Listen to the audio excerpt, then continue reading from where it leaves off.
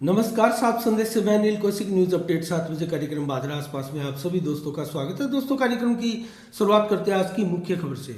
और दोस्तों, आज की सबसे बड़ी मुख्य खबर तो यही है कि भारत भी अब ओमिक्रॉन वेरिएंट वाले देशों में शामिल हो गया है और 2 ओमिक्रॉन के वेरिएंट के जो मामले हैं भारत के कर्नाटक में पाए गए हैं दोस्तों। और वो देर शाम को उनकी रिपोर्ट आई थी पॉजिटिव और उनमें ओमिक्रॉन वेरिएंट पाया गया बताया है। और आज स्वास्थ्य मंत्रालय भारत सरकार ने आज स्वयं डॉक्टर वीके पाल जो कि सदस्य है नीति आयोग के दोस्तों, उन्होंने जानकारी दी है और उन्होंने ये भी कहा है कि दोनों ही आइसोलेशन में रखे गए और कड़ी निगरानी उन पर रखी जा रही है। और दोनों ही जो मरीज है दोस्तों, एक तो 66 साल का है और एक 46 साल का है, दोनों ही पुरुष है और दोनों की मॉनिटरिंग बारीकी के साथ की जा रही है दोस्तों, क्योंकि पूरी दुनिया के लिए ओमिक्रॉन जो वेरिएंट है वो एक प्रकार से नया वेरिएंट है। और इसमें स्वास्थ्य मंत्रालय ने WHO की जो जानकारी है उसको साझा करते हुए बताया कि ओमिक्रॉन जो वेरिएंट है दोस्तों, उसमें 52 प्रकार के अलग अलग म्यूटेंट पाए गए हैं जो कि घातक है। उनमें से बहुत तो जो मौसमी बीमारियां हैं उन जैसे सिम्टम के म्यूटेंट हैं, लेकिन दोस्तों कई बेहद घातक म्यूटेंट भी इसमें बताए जा रहे हैं। तो कुल मिला के ओमिक्रॉन से पूरी दुनिया खौफ में है और 25 के लगभग देश इसकी जद में आ चुके हैं और तेजी के साथ ये दुनिया में फैलता जा रहा है। अब भारत भी इसकी चपेट में आ चुका है। तो दोनों की मरीजों की दोस्तों निगरानी जारी है और अभी कर्नाटक के बेंगलुरु में ये दोनों मरीज पाए गए और सभी जो अंतर्राष्ट्रीय उड़ानें हैं दोस्तों उस पर बारीकी से नज़र रखी जा रही है और ऐसे लोगों की सघनता से जांच की जा रही है दोस्तों। और इसके लिए जो स्वास्थ्य विभाग ने मंत्रालय ने जो जारी की है दोस्तों एक चेतावनी, वो ये कि मास्क आपके चेहरे पर होना चाहिए, सोशल डिस्टेंस आपको रखनी चाहिए और आपको सावधानी उतनी ही बरतनी पड़ेगी।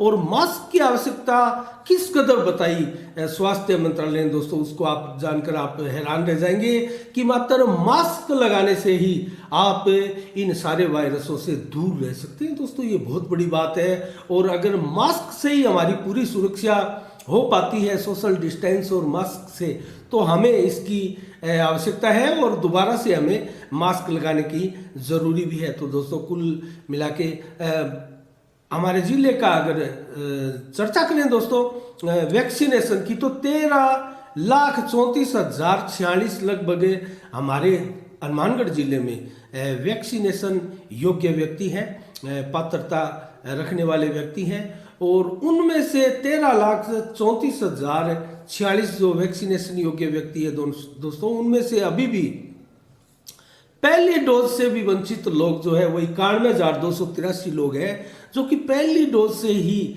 वंचित है दोस्तों। और 8 लाख से अधिक लोगों ने अभी तक एक ही डोज लगवाई है। 8 लाख से अधिक लोगों ने अभी तक एक ही डोज लगाई है। तो दोस्तों कुल मिला के जिले में अभी भी वैक्सीनेशन को लेकर सतर्कता और जागरूकता बरतनी अति आवश्यक है। और दोस्तों स्वास्थ्य विभाग भी अब जागरूक हो गया है और सतर्क हो गया है और तेजी के साथ आने वाले कुछ दिनों में जो है टारगेट के साथ वैक्सीनेशन किया जा रहा है।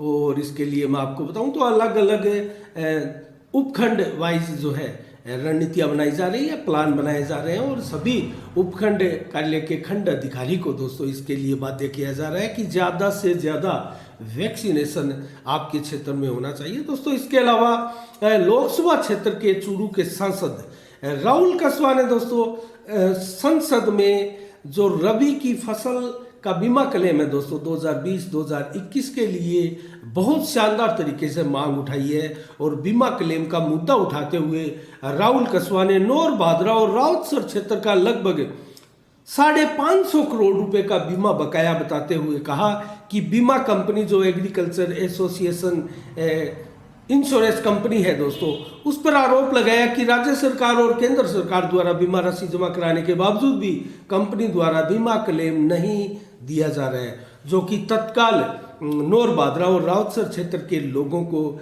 दिलाया जाए दोस्तों। इसके अलावा अन्य खबरों में आपको बताऊं तो दोस्तों आज भाजपा कार्यालय में पूर्व भाजपा विधायक संजीव बेनीवाल के कार्यालय में आज मीटिंग हुई और ये मीटिंग हुई दोस्तों। इसमें जो प्रभारी लगाए गए हैं हनुमानगढ़ में, उनके अलावा जिला अध्यक्ष और दोस्तों संजीव बेनीवाल स्वयं मौजूद थे और साथ में पूर्व चूरू के सांसद राम सिंह कसवा भी थे। और दोस्तों ये मीटिंग बुलाई गई थी इसलिए कि आने वाली 9 दिसंबर को जिला मुख्यालय पर कांग्रेस सरकार के विरुद्ध भाजपा कमर कसने जा रही है और एक विरोध प्रदर्शन सरकार की जन विरोधी नीतियों के खिलाफ किए जाने का आह्वान है। और ये आक्रोश रैली जो है एक बड़ी जनसभा के रूप में सभी जिला मुख्यालयों पर इसका आयोजन किया जा रहा है। तो दोस्तों हनुमानगढ़ जिले के लिए बादरा में ये मीटिंग हुई और बादरा में एक प्रकार से जिला अध्यक्ष ने यहाँ टारगेट किया कार्यकर्ताओं की, आप ज़्यादा से ज़्यादा संख्या में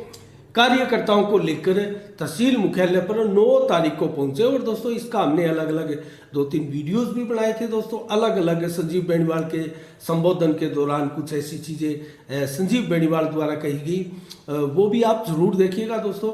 और इसके अलावा कुछ माकपा के लोग भी हैं जो भाजपा में आए दोस्तों, उनका भी अलग से हमने वो एक वीडियो बनाया है, उसको भी आप देख सकते हैं। तो कुल मिला के दोस्तों आज भाजपा कार्यालय में बैठक हुई, उसमें मुख्य अगर नाम मैं आपको बताऊं तो पूर्व सांसद राम सिंह कसवा और प्रभारी जिला हनुमानगढ़ के प्रभारी लगाए गए गुरनाम सिंह, इसके अलावा जिला अध्यक्ष बलवीर बिश्नोई, संजीव बेनीवाल और बाजियों के जिला अध्यक्ष के अलावा शंकर बाकर, अनूप सिंह शेखावत, मांगू सिंह राठौड़, गोपाल कौशिक, राजू शर्मा, रवि बंसल, मनोज गेहवाला, प्रेम स्वामी, दूनीराम सब्रवाल, मांगीलाल गोयल, दयानंद खोखेवाला के अलावा मनोज प्रणामी, स्वाति नाटा आदि अनेकों महिलाएं भी शामिल रही। और दोस्तों सभी मंडलों के पदाधिकारी, अध्यक्ष वगैरह भी शामिल रहे और कई कार्यकर्ता भी भाजपा के इसमें शामिल रहे। इसके अलावा दोस्तों अन्य खबर के बारे में आपको बताऊं तो मुख्य चिकित्सा एवं स्वास्थ्य अधिकारी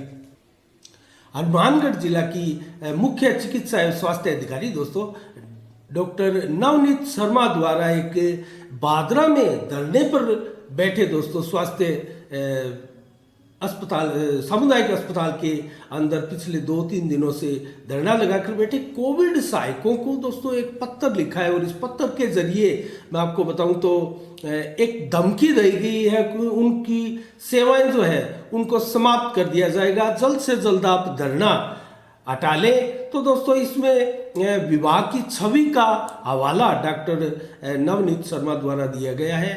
और दोस्तों ये जो धरना लगाकर कोविड सहायक जितने भी बैठे हैं बादरा CHC केंद्र से संबंधित दोस्तों, उनका आरोप है कि 3 से 6 महीने की सैलरी तनख्वाह उनकी रोकी गई है। मात्र 8,000 के करीब इनकी सैलरी होती है। और दोस्तों जिस प्रकार से ओमिक्रॉन का खतरा अब क्षेत्र में बढ़ता जा रहा है, भारत में भी 2 ओमिक्रॉन के मामले आ चुके हैं, इसको लेकर स्वास्थ्य विभाग द्वारा भी है रणनीतियां बनाई जाने लगी है। और जिस प्रकार से वैक्सीनेशन को लेकर भी पूरे जिले में रणनीतियां बनाई जा रही है, ऐसे में दोस्तों कोविड सहायकों की वेतन रोकना कहां तक न्याय संगत और उचित है दोस्तों।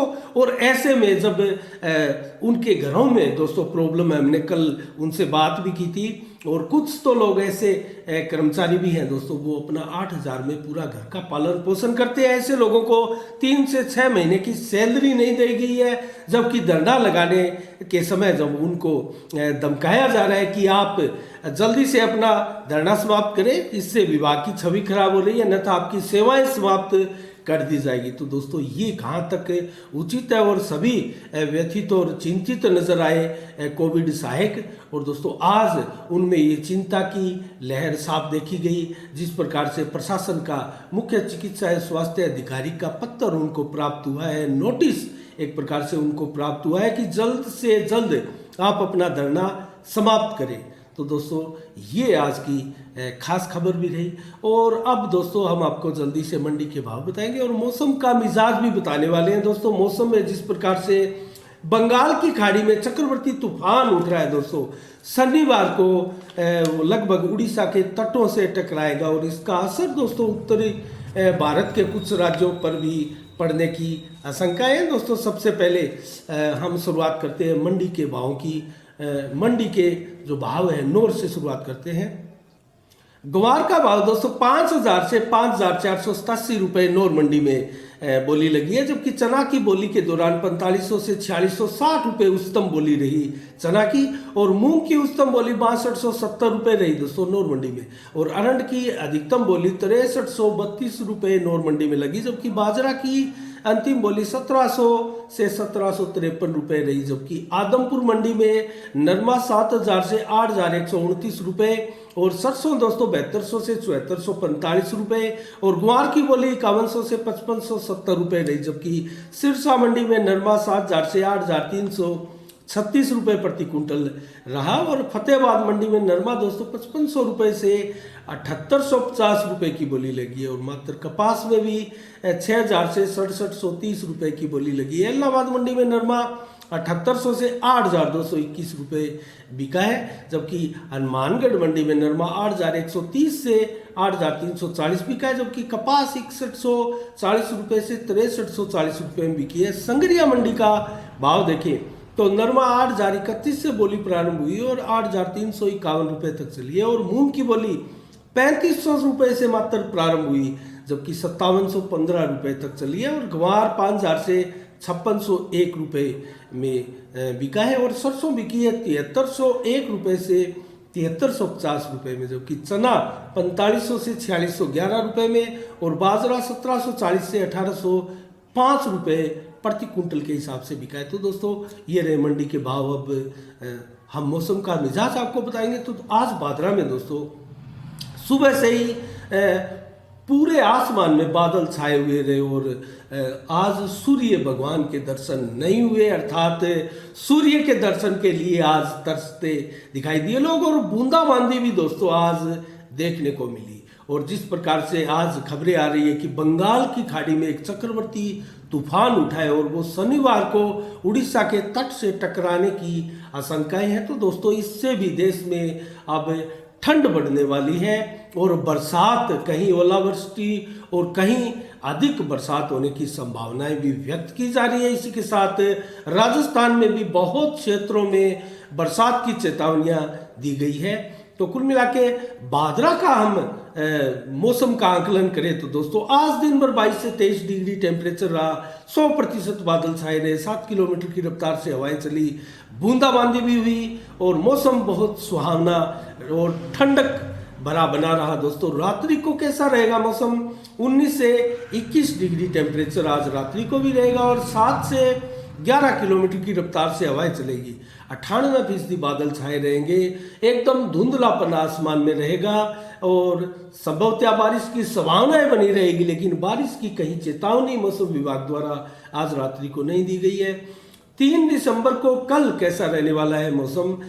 15 से 22 डिग्री टेम्परेचर सुबह 12 बजे तक रहेगा, जबकि 23 से 25 डिग्री टेम्परेचर दोपहर को, और 19 से 23 डिग्री टेम्परेचर दोस्तों शाम को। अर्थात आप देख सकते हैं कि टेम्परेचर धीरे धीरे अब ठंडक की ओर बढ़ता हुआ नीचे आ रहा है, और 4 से 7 किलोमीटर की रफ्तार से हवाएं चलेगी, जो कि शाम तक 11 से 14 किलोमीटर की रफ्तार पकड़ लेगी। और दोस्तों 26% बादल सुबह दिन भर छाए रहेंगे, 13% दोपहर तक, और शाम होते होते बादल एकदम गायब हो जाएंगे, आसमान साफ हो जाएगा, लेकिन रात्रि को फिर से 30 से 40% बादल छाए रहेंगे, और 7 किलोमीटर की रफ्तार से हवाएं चलेगी, और रात्रि को कल 16 से 18 डिग्री टेम्परेचर रहेगा, अर्थात बिल्कुल ठंडा मौसम, रात्रि को ठंडक ज़्यादा रहेगी। तो ये रहा दोस्तों मौसम का अनुमान। हमारे आसपास के क्षेत्रों में बरसात की चेतावनियां दी हुई है दोस्तों। हरियाणा में भी बरसात की चेतावनी, और पंजाब में भी, और राजस्थान के बहुत से इलाकों में बरसात की चेतावनी है, लेकिन बादरा आसपास क्षेत्रों में बरसात की चेतावनी नहीं है। तो कुल मिला के आज के 7 बजे के कार्यक्रम में दोस्तों इतना ही। कल ठीक शाम 7 बजे फिर आपसे रूबरू होंगे नई खबरों के साथ, नई समीक्षा के साथ। तब तक के लिए दोस्तों आप अपना बहुत बहुत ख्याल रखिएगा, मुझे दीजिएगा इजाज़त। साफ संदेश से मैं अनिल कौशिक, नमस्कार, जय भारत, जय जय राजस्थान।